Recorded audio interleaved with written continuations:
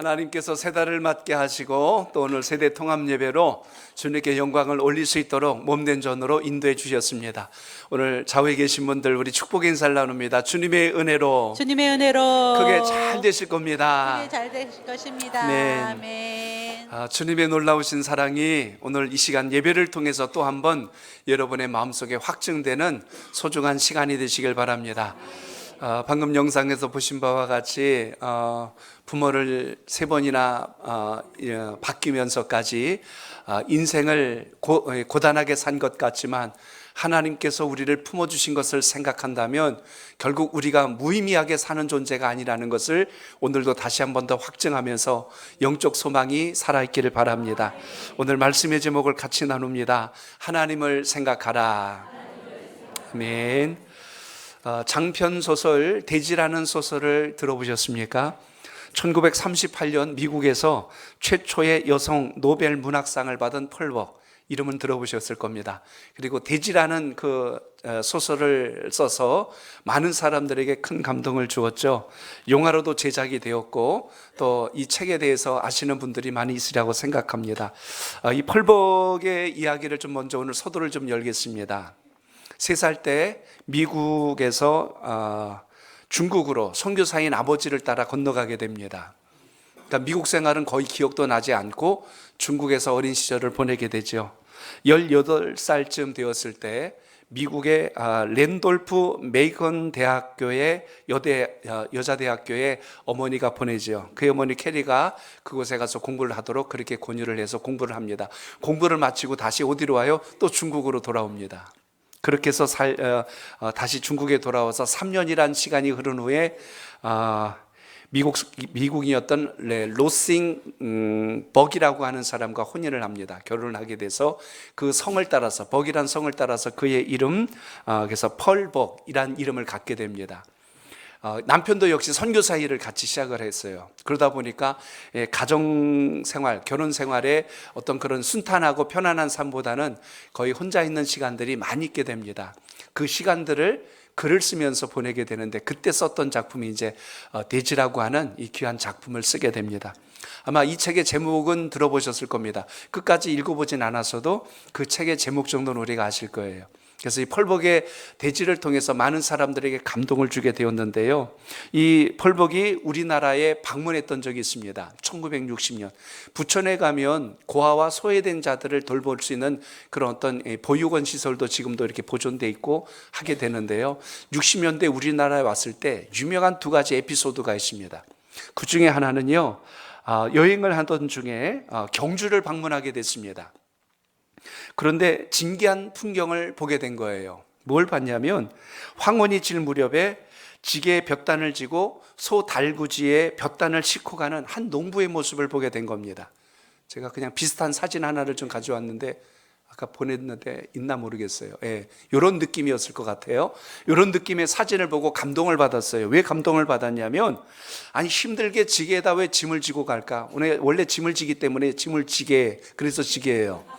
짐을 지고 가고 있는데 아니 옆에 소달구지가 가면 거기다 짐을 싣고 가야 될 텐데 왜 굳이 자기도 지고 달구지에도 짐을 짓고 이렇게 갈까? 그게 좀 의구심이 생겨서 물어봤다고 합니다. 왜 소달구지를 타고 가지 않고 힘들게 등에다 짐을 지고 가십니까? 라고 이렇게 막 통역을 통해서 물어봤겠죠. 그때 이 짐을 지고 가던, 지게에 짐을 지고 가던 농부가 이렇게 대답을 했대요. 소가 하루 종일 얼마나 열심히 일했습니까? 힘들 것 같아서 짐을 나눠 지고 가는 것이 좋을 듯 싶어서 소도 조금은 쉴 수 있지 않겠습니까? 하면서 그렇게 이야기합니다. 그래서 제가 짐을 나눠 지고 가는 겁니다. 그 한마디를 듣고 펄벅 여사가 굉장히 감동을 하게 됩니다. 야, 이게 대한민국의 대한민국의 어떤 정서, 한국인의 정서구나라는 것을 그때 느꼈다고 합니다. 그걸 잊지 못해서 그가 남겼던 유명한 말이 있어요. 서양의 농부라면 누구나 할 것 없이 당연히 소 달구지에 짐을 싣고 그 위에 타고 집으로 가는 것이 일반적인 모습일 텐데 한국의 농부들은 소의 짐을 덜어주고자 자신의 지게에 볕단을 따로 한 짐을 지고 소와 함께 귀가하는 그 모습을 볼 때 나는 온몸으로 전율했습니다 라고 이렇게 글을 남겼습니다. 그리고 어느 날 또 이런 감동의 이야기가 있습니다. 길을 가는데요, 감나무에 감이 이렇게 달려 있는 겁니다. 따지 않고 달려 있는 감을 보고 궁금해서 물었대요. 당시 동행했던 사람이 누구냐면 조선일보 문화부 논설위원이었던 이규태 씨와 같이 갔다고 합니다.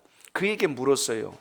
저기 저 감이 달려 있는데 왜 저렇습니까? 라고 했더니 그 이규태라는 그분이 이렇게 설명을 해줬어요. 예, 저거는 까치밥이라고 합니다. 겨울을 나는 새들을 위해서 남겨둔 것입니다 라고 이야기를 했더니 그 이야기를 듣고 또 감동을 한 거예요. 바로 이겁니다. 제가 한국에 와서 보고자 했던 모습이 바로 이겁니다. 저는 고적 유물이라든지 왕릉을 보고자 온 게 아니라 오늘 한국에 잘 왔다고 생각하는 이유가 바로 이겁니다. 이 한국 사람들의 마음과 정서를 저는 너무 좋아합니다 하고 거기에 감동을 받은 거예요. 아까 영상에 보셨던 그 순이라고 하는 그 아이를 입양하여서 미국에 데려가서 그를 또 인생을 신앙 안에서 성장하도록 길을 열어주었던 귀한 분이시기도 하지만 중요했던 것은 우리 민족의 정서를 극히 칭찬하고 감동했던 그가 남겼던 아주 칭찬 중에 한 구절을 제가 좀 인용할게요. 그 1963년도 우리나라를 보고 느꼈던 감동을 쓴 글이 살아있는 갈대란 책을 썼는데요, 거기 한 구절만 소개할게요. 그 책의 첫머리에 나오는 이야기입니다. 한국은 고상한 사람들이 사는 보석 같은 나라입니다 라고 그랬습니다. 한국은 고상한 사람들이 사는 보석과 같은 나라입니다. 새를 미물을 아낄 줄 알고 짐승의 수고를 돌아볼 줄 아는 마음으로 그런 정서로 사는 나라라고 칭찬을 하죠. 그래서 폴봉 여사가 감동했던 것이 감이든지 대추라든지 까치밥이라고 하여서 미물들도 남겨두어 배려할 줄 아는 그 따뜻한 마음을 가진 성품을 가진 민족이라는 그 칭찬을 아끼지 않았다는 이야기입니다. 하늘을 나는 새도 가볍게 여기지 않았고 땅에 사는 미물들도 무시하지 않았던 민족, 그게 우리 정서라는 거죠. 그런데 오늘 우리가 좀 살고 있는 것을 보면 과연 그 정서가 그대로 잘 가고 있는지 한편에 우리가 좀 돌아볼 필요가 있을 것 같습니다. 이번에 지난 한 주간 베트남을 노예 시찰 선교 여행차 다녀왔습니다. 전에도 한번 다녀온 적은 있지만 이번처럼 베트남을 좀 깊이 생각하며 마음속에 또 담을 수 있었을까 싶습니다. 정말 우리 민족이 또 한 번 선교의 강한 민족으로 품어야 될 민족이 아닐까 하는 생각을 가지면서 다녀왔습니다. 우리 민족 못지않게 이념과 사상의 갈등으로 인하여서 전쟁의 소용돌이 속에 큰 아픔을 겪은 민족입니다. 그 민족을 생각하면서 한편 가슴에 짠함과 또 아픈 마음을 같이 느끼면서 이번에 들었던 노래 아마 혹시 안녕 베트남이란 그 노래를 들었는데요. 그걸 들으면서 제가 막 마음이 좀 전율하면서 아픔이 같이 공감이 됐습니다. 베트남 하면 여러분 올남전 이후에 보트피플이란 말을 들어보셨을 겁니다. 공산화되고 지금은 사회주의 국가예요. 1991년 이후에 자본주의 기업들을 받아들이면서 지금 많이 바뀌긴 했지만 근본적인 민족의 이념은 사회주의입니다. 그러다 보니까 자유를 찾아서 많은 사람들이 배를 타고 그 나라를 떠났어요. 그래서 보트피플이란 말이 그래서 생겨났습니다. 12명 정도 탈 수 있는 작은 배에 무려 40명 넘게 애들까지 껴안으면서 바다로 떠났습니다. 우리를 받아줄 수 있는 나라라면 어디든지 가겠다. 그래서 전 세계로 흩어져서 살았던 무려 100만 명이 그때 베트남을 떠납니다. 그중에 배가 난파되어서 물에 빠져 죽는 일들도 있었고요. 목숨을 걸고 자유라는 이름 하나를 걸고 그 나라를 떠났던 사람들입니다. 그리고 지금은 안정되어서 다 이제 돌아오는 추세가 되어서 지금은 잘 되어 있는데요. 좀 베트남을 좀 소개할까 합니다. 제가 자주 간 건 아니지만 그 나라에 대한 것을 우리가 같이 품고 기도해야 되겠다는 마음을 가지고 좀 잠깐 전하겠습니다. 설명을 들은 이야기들을 좀 기억나는 대로 정리해 볼게요. 해안선의 길이가 굉장히 깁니다. 여러분 나라를 보면 아시겠지만 위에가 어디입니까? 호치민시를 중심으로 이렇게 쭉 길게 퍼져서 내려오다가 호리호리하게 내려와서 남쪽으로 이렇게 널찍하게 되어 있는 그 지도상의 모습을 여러분은 기억하실 겁니다. 그 해안선의 길이가요 3,336km라고 하더라고요. 굉장히 긴 거리입니다. 해안선이 길다는 것은 한 가지 좋은 점이 수산업이 발달할 수 있는 자원이 풍부하다는 이야기입니다.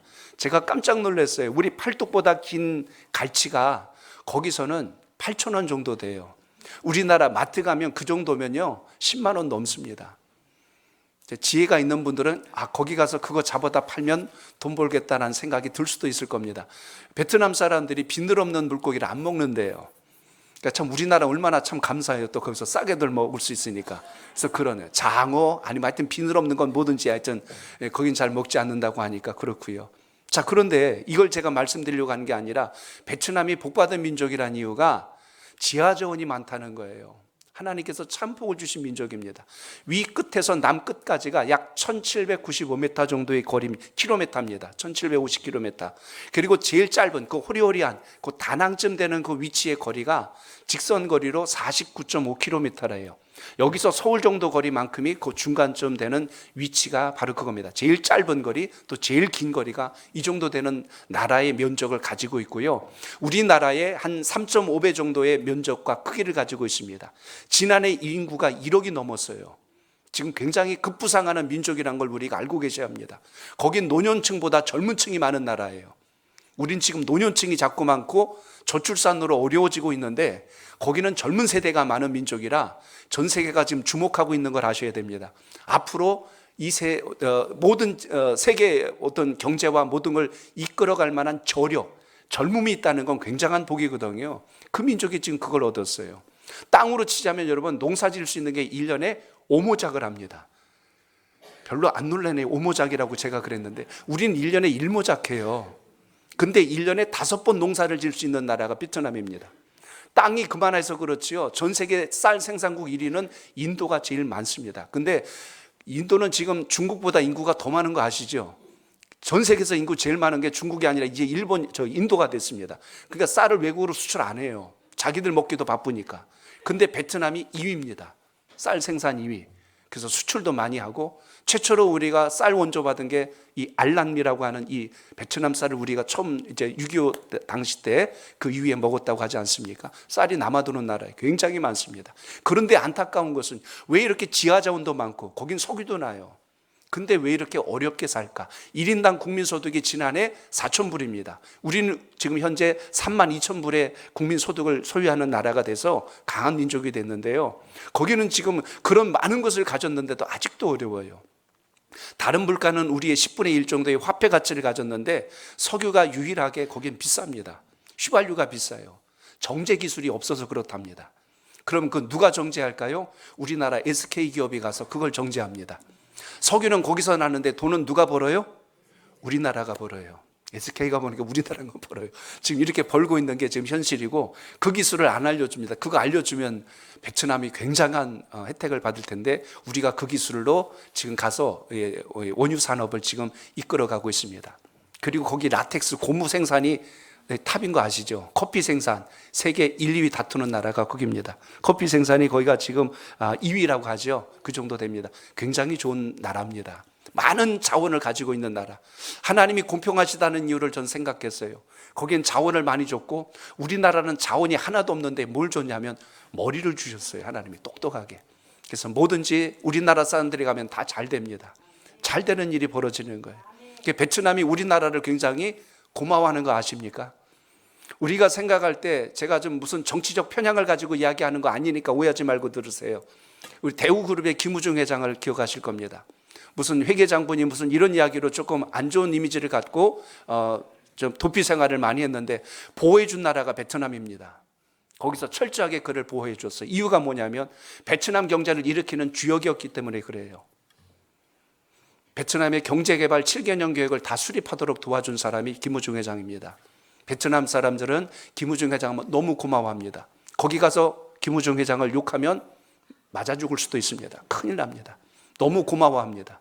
지금 경제 90년대 이후에 급성장한 모든 그 밑거름을 김우중 회장이 설계해 줬다는 걸 아셔야 됩니다. 그래서 참 우리나라 인물들이 정말 귀한 일을 많이 했어요. 또 하나 축구로 지금 큰 역할을 해준 감독 있죠. 박항서 감독. 저도 참 그분을 보면서 대단했던 것이 그들의 마음을 샀어요. 그들이 감동할 만한 일들을 많이 했더라고요. 그건 제가 추후에 시간이 되면 나중에 말씀드리고 가장 중요했던 것은 그 민족의 지도자였던 호치민 주석입니다. 민족이 월남전으로 인해 폭삭 주저앉았을 때 어떻게 일으킬 것인가. 그가 생각해낸 것은 100명의 베트남 사람들을 자녀로 입양합니다. 자녀들을 입양해서 그들에게 지시를 내렸어요. 전 세계 어느 나라든지 가서 공부해 갖고 와라. 무슨 기술이든지 무슨 정보라든지 무슨 지식이든지 배워 갖고 와라. 유학을 다 보냈어요. 100명을 자녀로 입양해서 유학을 더 보냈고, 그들이 그 지식과 모든 학문을 배우고 다시 돌아와서 지금의 베트남을 세우는 주역들이 됐습니다.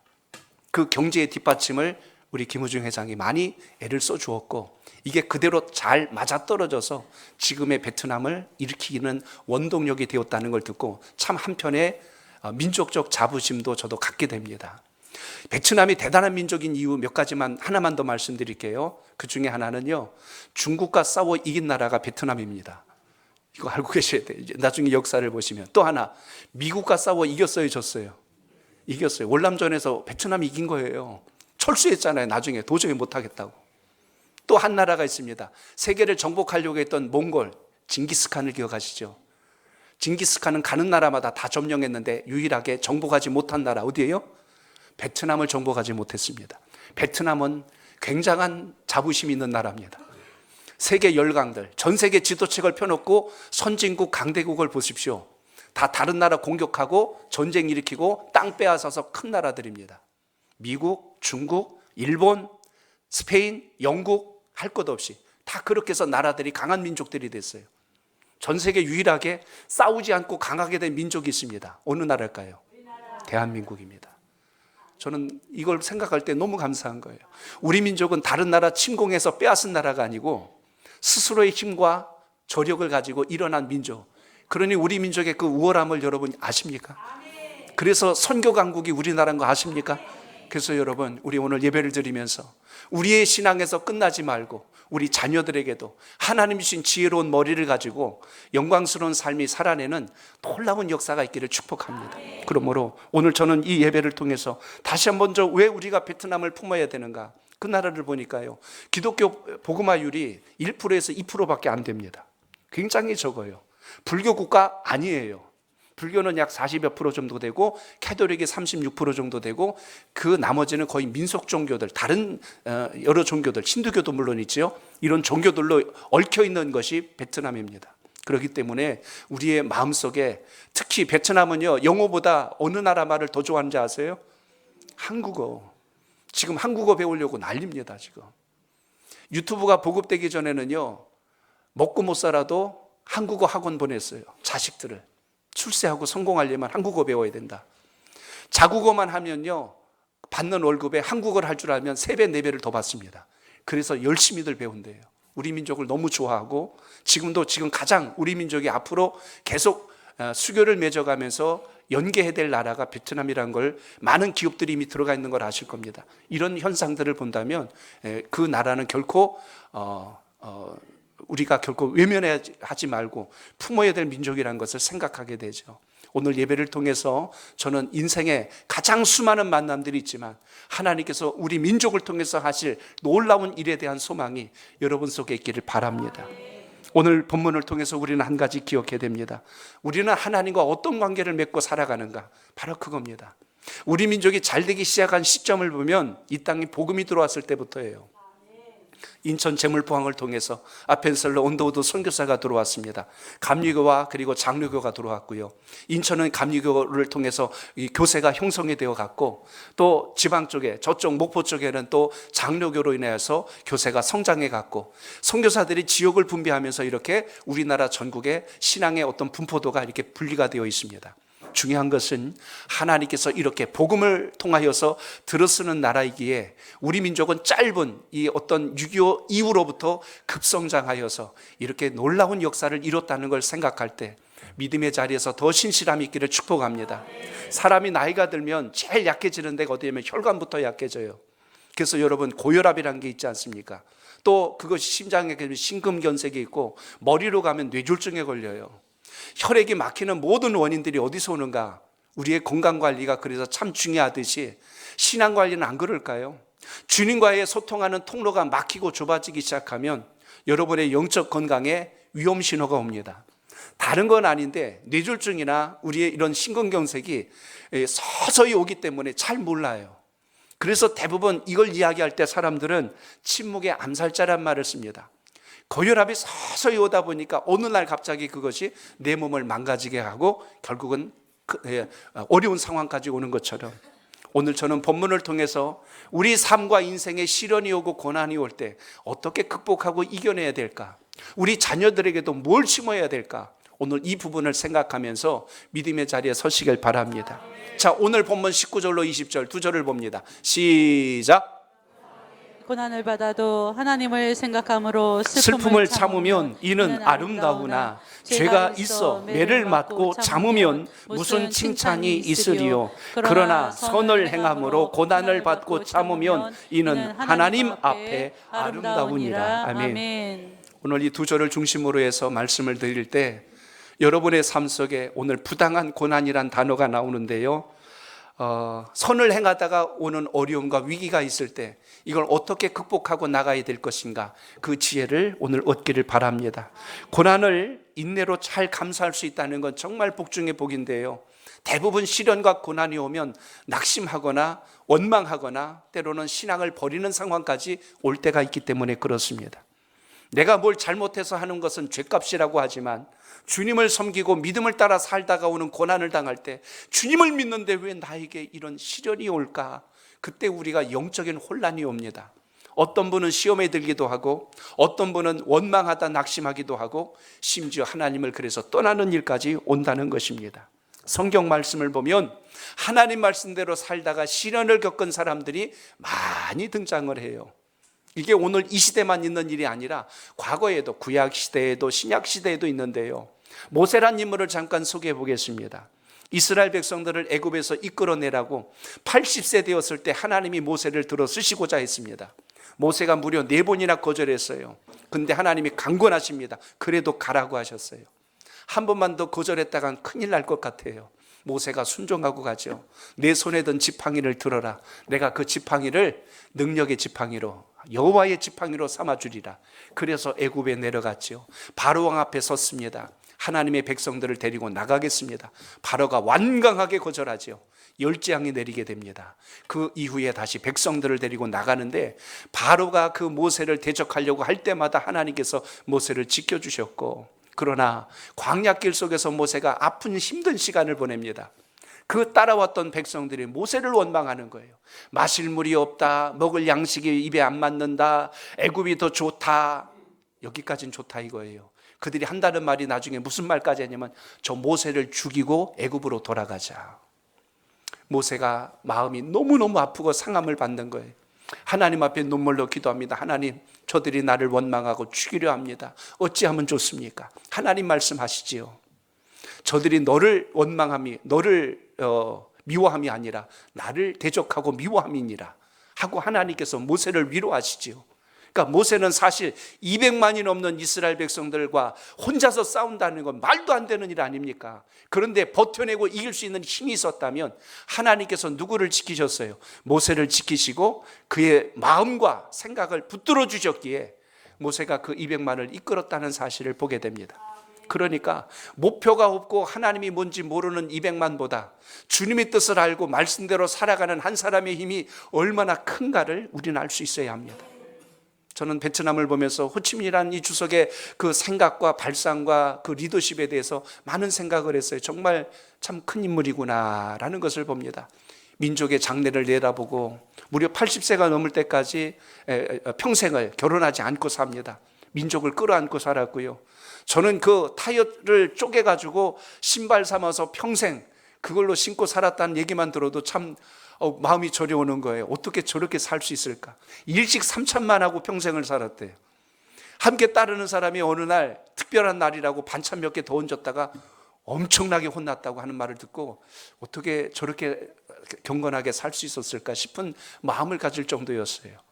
그런데 성경을 보니까요, 하나님의 사람들이 시련을 당하고 어려움을 겪고 고난 중에 있을 때 하나님을 생각하고 주님을 붙들므로 그 모든 시련을 이겨냈다는 걸 생각한다면 오늘 예배를 드신 성도 여러분, 여러분 삶 속에 오늘 본문에 보면 부당하게 당하는 고난을 이야기했는데 이런 어려움이 왔을 때 낙심하지 말고 하나님을 깊이 생각하는 은혜가 있기를 바랍니다. 다윗을 생각해 보세요. 사무엘 선지자로부터 기름 부음을 받고 이스라엘의 이제 사울 다음에 왕으로 세움 받습니다. 그가 어렸을 때 사무엘이 그 집을 찾아가서 신방을 했습니다. 이세 집에 갔더니 이 집의 아들들을 다 불러오시오. 그랬더니 7명을 불러오고 다윗은 밖에서 양을 지키도록 했습니다. 하나님께서 첫째로부터 축복하려고 했더니 아니라고 하시는 거예요. 그가 아니다. 둘째도 아니다. 셋째도 아니다. 이렇게 하여서 그 집의 모든 자녀들을 보니까 하나님이 다 아니라고 하시는 거예요. 사무엘이 묻습니다. 이 집안의 아들이 전부입니까? 아니요, 우리 집에 말째 막내가 있는데 양을 치고 있나이다. 그를 좀 들어오라고 하시오. 그래서 다윗이 들어오자 하나님께서 그에게 감동을 주시되 내 마음에 합한 자라고, 내 마음에 든 자가 바로 그다. 그래서 다윗에게 기름 부음을 받죠. 자, 이러면 다윗이 가는 길이 시온의 대로처럼 고속도로가 되어야 되는데 그때부터 다윗에게 시련과 어려움이 오기 시작합니다. 전쟁터에 형들이 블레셋과 싸울 때 군인으로 나갔을 때 위문하러 갔는데요, 그때 블레셋이 이스라엘 백성들을 앞에다 놓고 호령하고 여호와를 욕하는 걸 보고 견딜 수가 없어서 내가 저 자를 그냥 두지 아니하리라. 이렇게 싸워서 골리앗을 쓰러뜨리고 나자마자 이스라엘에 큰 심각한 일이 벌어집니다. 온 백성들이 다윗을 칭찬하는 거예요. 사울이 그때 무슨 마음을 가져야 옳았냐면 이 나라에 다윗과 같은 인재가 있으니 참으로 복되구나 하고 그를 칭찬하고 인정해주고 박수 쳐줬다면 사울은 정말 큰 왕입니다. 위대한 임금이에요. 근데 사울이 그걸 시기하는 거예요. 저 다윗이 있는 한 나는 언제나 백성들로부터 인정을 못 받겠구나. 그런 얄팍한 생각을 갖게 되자 다윗을 죽이려고 합니다. 다윗이 무려 15년 가까이 도망치며 삽니다. 광야로, 심지어 블레셋 땅으로 도망을 칩니다. 그때 다윗이 생각할 때 얼마나 마음이 아팠을까? 하나님, 제가 죄를 짓고 도망가는 게 아니라 민족을 위하여 싸웠는데 왜 제가 도망을 쳐야 합니까? 이런 것이 부당한 고난이에요. 그럼 대부분 차라리 양이나 치고 있었을 걸 괜히 기름 부음 받아가지고 왕이 된다는 소리 들어가지고 내 신세가 이게 뭐야 이렇게 됐다면 아마 그 길로 그는 잘못된 길로 갔을 겁니다. 그러나 다윗이 그때 뭘 생각했을까요? 하나님을 생각해요. 내가 주님을 사랑합니다. 여호와는 나의 목자시니 내가 부족함이 없습니다. 나를 푸른 초장 쉴만한 물가로 인도하시는 주여, 나의 삶을 책임져 주소서. 끝까지 주님을 묵상하고 인생의 시련과 위기를 극복하고 이겨냅니다. 군인들도요, 훈련의 강도가 다 똑같지는 않습니다. 주어지는 임무에 따라서 훈련의 강도가 달라요. 일반 사병이 받아야 할 훈련과 그리고 해군 특수부대 UDT가 받는 훈련이 다르고요, 해병대가 받는 훈련이 다르고 공수부대가 받는 훈련의 강도가 다릅니다. 그만큼 사명에 따라서 견뎌야 될 어떤 역경과 시련은 나를 더 강하게 만드는 기회가 되는 것이지 결코 쓰러질 일이 아니라는 것을 오늘 말씀을 통하여 기억하시길 바랍니다. 우리는 해가 뜨면 좋은 날, 비가 오면 궂은 날 그래요. 그런데 여러분, 우리의 인생에 늘 1년 12달 365일 평생 동안 햇볕만 내리쬐는 세상이라면 어떤 일이 생길까를 생각해 보십시오. 아마 우리 대한민국은 다 사막이 될 거예요. 다 말라버릴 겁니다. 때로는 비도 있어야 되고, 때로는 바람도 불어야 되고, 때로는 흐린 날도 있을 것이고, 때로는 맑은 날도 있어야 합니다. 신앙 안에서도 어느 날 갑자기 저 사람이 선해지고 겸손하고 그리고 사랑이 많고 덕 있는 자가 되는 게 아니라 인생의 수많은 많은 것을 보고 경험하고 나니 어떻게 사는 것이 옳은지 인생의 지혜를 갖기 때문에 그것이 옳다는 이야기입니다. 오늘 여러분, 삶 속에 오는 고난과 시련을 이상히 여기거나 두려운 일로 여기거나 원망할 일로 삼지 말고 오늘 주님 말씀과 같이 하나님을 생각하고 이기는 신앙이 여러분 속에 있기를 바랍니다. 자, 오늘 19절을 다시 읽어봅니다. 시작. 부당하게 고난을 받아도 하나님을 생각함으로 슬픔을 참으면 이는 아름다우나. 아멘. 이번 한 주간 이 말씀을 꼭 기억하십시오. 부당하게 고난을 받아도 하나님을 생각함으로 라는 말씀이 나와요. 슬픔을 참고 견뎌내면 아름답다라고 했습니다. 그래서 하나님을 생각하면 첫 번째 뭘 이기냐면 부당한 고난을 이길 수 있다고 말씀합니다. 따라합니다. 부당한 고난을 이길 수 있습니다. 이길 수 있습니다. 부당하다고 하니까 뭐가 부당인지 좀 이렇게 혼란스럽습니다. 옛날 개역 한글판에서는 애매히 고난을 당한다라고 했습니다. 애매한 고난. 애매하다는 건 이유를 알 수 없고 그리고 전혀 준비되지 않는 시련이 다가올 때, 그때 이제 애매하다라는 표현을 씁니다. 오늘 말씀 속에 나타난 이 부당하다는 의미는 내가 받지 않아도 될 고난을 이야기해요. 조금 더 넓게 본다면 예수님을 믿기 때문에 신앙을 지키기 위해서 때로는 손해를 보고, 때로는 자존심이 상하고, 때로는 인생에 어떤 마이너스 일이 일어나는 것 같은 어려움을 겪고 있을 때 이 모든 것을 포함한 고난이 오늘 부당하다는 것을 통하여 봅니다. 이유 없이 받는 고난, 억울하게 받는 고난, 이게 다 부당한 거예요. 내가 죄를 지어서 잘못해서 고난이 왔다면 죄값입니다. 그런데 죄와 무관하게 일어난 일들 때문에 어려움이 오면 그것 때문에 낙심하거나 원망하지 말고 누굴 생각하라? 하나님을 생각하라. 여기 하나님을 생각한다는 말, 하나님 때문에 내가 이걸 이겨냅니다, 견뎌냅니다 라는 고백입니다. 그러니까 주님의 은혜가 아니고서는 살 수 없는 인생이 성경에는 너무 많이 등장해요. 모세도 그랬고, 요셉도 그랬고, 다윗도 그랬고, 사도 바울을 생각해 보세요. 3번이나 전도 여행을 떠나면서 한 번도 편했던 적이 없는데 어떻게 그것을 멈추지 않고 했을까? 하나님을 생각하고 주님 뜻을 붙들었을 때 가능했다는 것을 기억하시길 바랍니다. 우리 조금만 힘들고 어려우면 신앙이고 뭐고 다 때려치려고 그래요.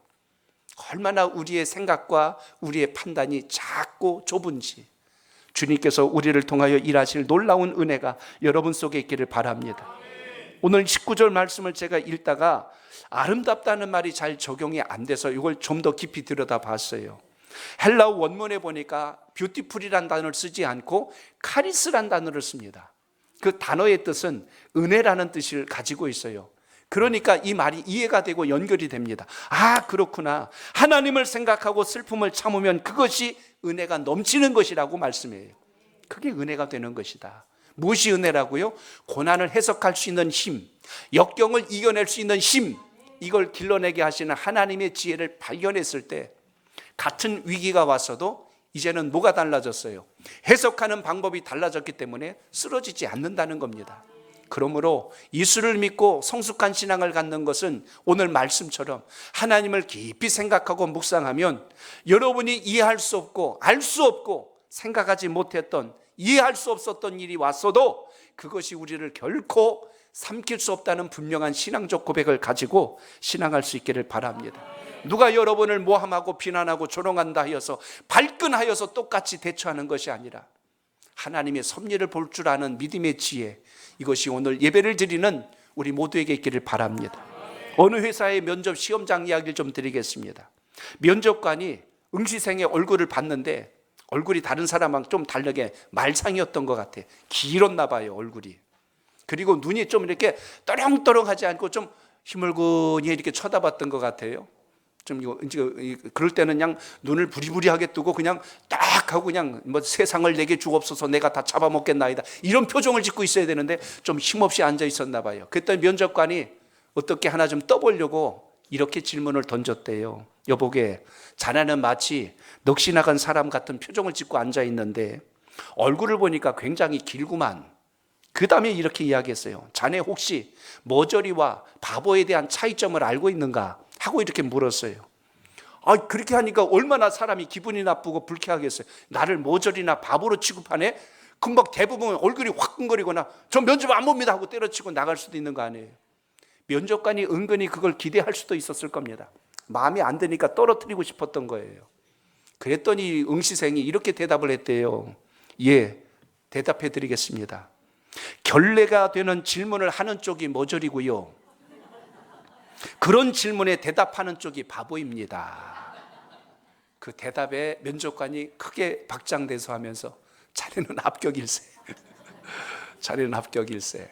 어려움이 와도 그걸 지혜롭게 응대할 수 있는 그 정도 실력이라면 우리 회사에서 일할 수 있는 자격이 있네 하고 그를 합격시켰다고 해요. 살다 보면 오해받을 일도 있고 살다 보면 억울한 일도 있어요. 그러나 우리 하나님의 사람들은 오늘 말씀을 잊지 마시고 하나님께서 왜 이런 어려움을 나에게 주셨을까? 하나님께서 왜 이런 힘든 시간을 주셨을까? 깊이 생각하고 그 답을 발견할 수 있는 은혜가 여러분 삶 속에 있길 바랍니다. 흥분부터 하고 화부터 내지 말고 왜 그러셨을까를 물으면 주님께서는 거기에 뜻을 우리에게 알 수 있도록 방법을 주신다는 걸 오늘 꼭 기억하시길 바랍니다. 제가 신앙생활에 굉장히 중요한 이유를 오늘 말씀드린 거예요. 왜 신앙하다 자꾸 시험 든다 그러고, 왜 신앙하다 왜 자꾸 넘어질까요? 가만히 보면 주님 때문이 아니라 내가 생각하는 거하고 맞지 않아서 그럴 때예요. 주님이 우리에게 나쁜 걸 주실까요? 좋은 것 주시는 분이에요. 여러분 자녀들에게 안 좋은 거 먹입니까? 좋은 거 먹이잖아요. 하나님께서 우리에게 이유 없이 뜬금없이 우리를 고난의 구렁텅이로 밀어넣은 적이 없습니다. 그렇기 때문에 오늘 말씀 속에 먼저 기억해야 될 것은 우리 삶 속에서 하나님을 깊이 생각함으로 부당한 고난을 이겨낼 수 있는 지혜가 삶 속에 있기를 바랍니다. 또 하나는 여러분 저를 따라합니다. 선행을 위해서 받는 고난도 이깁니다. 받은 고난도 이깁니다. 20절을 여러분 보시기 바랍니다. 20절 시작. 죄가 있어 매를 맞고 참으면 무슨 칭찬이 있으리요. 그러나 선을 행함으로 고난을 받고 참으면 이는 하나님 앞에 아름다우니라. 아멘. 죄 때문에 고난당하면 당연한 것이지만 선 때문에 당하는 고난이라면 하나님 앞에 은혜롭다라고 그랬어요. 왜 은혜로우냐면 주님께서 기억하시는 것이기 때문에 그래요. 앞에서 말한 이 고난은요, 원인이 자기 자신의 잘못에 있어요. 그래서 고난이 오는 겁니다. 그래서 고생하는 거예요. 후자의 경우는 원인이 나에게 있는 게 아니라 주변의 환경과 다른 사람에게 있다는 이야기입니다. 첫 번째 고난은 악행의 결과고 두 번째 고난은 선행의 결과라는 뜻입니다. 그렇기 때문에 하나님께서 우리에게 뭘 원하시는가를 발견하는 지혜를 가져야지 상황만 보고 낙심하고 불평하고 원망하면 하나님께서 주시는 복의 통로를 잃어버리게 됩니다. 그렇기 때문에 성경 안에서도 주님 때문에 욕을 먹고 주님 때문에 멸시당하는 것을 결코 이상히 여기지 말라는 말씀이 있는데요. 마태복음 5장 11절로 12절 두 절을 여러분 함께 읽습니다. 시작. 나로 말미암아 너희를 욕하고 박해하고 거짓으로 너희를 거슬러 모든 악한 말을 할 때에는 너희에게 복이 있나니 기뻐하고 즐거워하라. 하늘에서 너희의 상이 큼이라. 너희 전에 있던 선지자들도 이같이 박해하였느니라. 아멘. 느헤미야서를 보면 느헤미야가 자기 고국 땅의 성벽이 허물어졌다는 소식을 듣고 마음이 아픈 거예요. 민족을 너무나 사랑했던 느헤미야가 아닥사스다 왕에게 요청을 합니다. 당시 술 맡은 관원장으로 굉장히 높은 위치에 있었는데 제가 제 민족을 좀 다녀와야 되겠습니다. 포로로 끌려왔던 사람인데 고향에 갔다 오겠대요. 왕이 허락을 합니다. 이게 가당하는 일일까 생각해 보세요. 아니에요. 근데 얼마나 신임하고 믿었으면 보내줍니다. 심지어 가서 성벽을 재건할 수 있도록 목재와 건축자재를 함께 붙여서 보내줍니다. 국경을 넘어갈 수 있도록 왕이 직인이 찍힌 프리패스 여권을 그에게 손에 쥐어주죠. 고국에 돌아와서 성벽을 재건하면 아이고 우리에게 귀한 분이 오셨네 하고 모두가 십시일반 도와주면 얼마나 좋아요. 근데 당시에 호론 사람이었던 산발랏, 암몬 사람이었던 또 도비아, 아라비아 사람이었던 그 누굽니까 게셈이라고 하는 이 세 사람이 찾아와가지고 기껏 와서 한다는 소리가 그렇게 얘기하는 거야. 아이고 너희가 쌓는 성은 여우 새끼 한 마리만 올라가도 주장건네 그러는 거예요. 이게 얼마나 기분 빠지는 이야기입니까? 누가 좀 열심히 일하려면 옆에 와서 우리 시샘말로 고춧가루 뿌린다고 하죠. 잘하면 아이고 정말 감동입니다. 제가 같이 못 도와도 죄송한데 정말 아우 하나님께서 복 주실 거예요. 이러면 얼마나 좋아요. 그리고 하면 얼마나 한다고. 아이고 해보세요. 그게 뭐 제대로나 되나. 이렇게 해가지고 기운 쫙 빼고 오면 풍선 바람 빼듯이 옆에서 바람 빼는 사람이 있다니까요. 그런 사람은 가까이 하지 마요. 좋은 사람 아니요. 좀 격려하고 칭찬하고 복을 빌어줘야 멋진 사람이지. 왜 잘하는 일을 가지고 왜 옆에서 죽을 쓰게 만드냐 말이에요. 예수님도 여러분 복음 사역을 하실 때 무리들이 쫓아오고 식사할 겨를이 없을 정도로 바쁘고 힘드실 때 심지어 누가 예수님을 욕했냐면 가족들이 욕을 해요. 마가복음 3장 21절에 보니까 분주하여 있을 때 심지어 가족들이 예수를 보고 이렇게 이야기했어요. 읽어보세요. 시작. 예수의 친족들이 듣고 그를 불러 나오니 이는 그가 미쳤다 하밀더라. 미쳤다. 예수님 보고 미쳤다 소리까지 했어요. 주님이 어떤 분인지 모를 때. 그러니까 인생은요 눈에 보는 대로 사람을 판단하고 그럴 때가 많다니까요. 제 아내가 청년 시절 때 숭이역 어제 인천역 앞에서 전도했더니 친척 중에 누가 지나가다 보셨대. 그랬더니 경심이가 미쳤어. 경심이가 미쳤어. 정말 그렇다니까요. 왜 저기 나가서 저러고 있냐고. 모르면 그래요. 모르면. 가까운 사람이 욕할 때가 있어요. 잘 아는 사람들이 미워할 때가 있어요. 모르는 사람이 하면 개가 짖는다고 할 텐데 아는 사람이 그러면 마음이 아파요. 그때 우리가 뭘 생각하라? 하나님, 예수님을 생각하고 주님을 생각하시길 바랍니다. 그래야 이겨내거든요. 네가 나를 그러면서 하면은 똑같은 사람 돼버리고 거기에 묵상하기 시작하면 낙심이 들어오고 우울증이 들어오고 결국은 절망하게 됩니다. 그러니까 믿음의 사람은 초질관, 우리의 시선이 주님을 향하시길 바랍니다. 요셉을 생각해 보세요. 17살 때 꿈을 꿨어요. 형님들, 제가 꿈을 꿨어요. 뭔 꿈 꿨는데 하늘의 해와 별과 달들이 나를 향하여 머리를 숙입니다. 지까짓게 뭐라고 하면서 형들이 그걸 좋게 안 보잖아요. 네가 뭔데 그런 말도 안 되는 소리를. 결정적인 실수는요, 형님들한테 형님들의 볕단이 저를 향하여 다 머리를 숙입디다. 이놈의 자식이 이제 갈수록 태산이네. 얼마나 미워한지 아세요? 미워한 구절을 제가 한 군절 읽어드립니다. 창세기 37장 18절로 19절 보세요. 자, 형제들이 요셉을 한 말이에요. 시작. 요셉이 그들에게 가까이 오기 전에 그들이 요셉을 멀리서 보고 죽이기로 꾀하여 서로 이르되 꿈꾸는 자가 오는도다. 아멘. 우리 성경에는 아주 그냥 부드럽고 아주 이렇게 아름답게 표현했어요. 꿈꾸는 자가 오는도다 했지만 원 의미는 그거예요. 아이고 저 꿈쟁이 저놈 온다. 꿈쟁이 저놈 온다.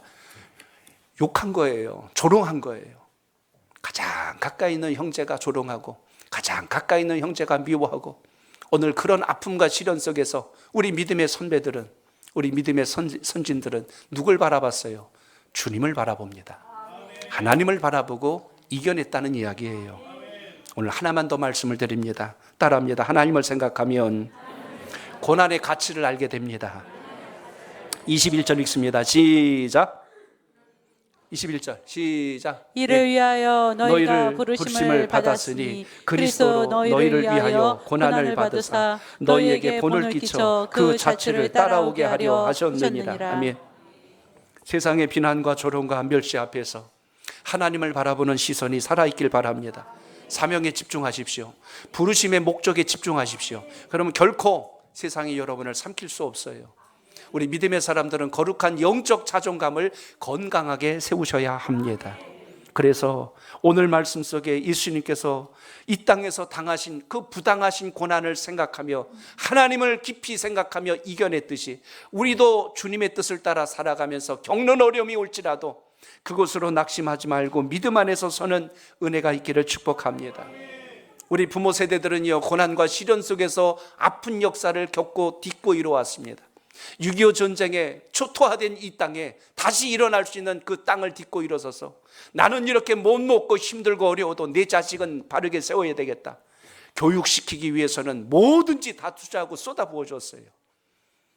그렇게 자란 세대가 우리 자녀 세대들입니다.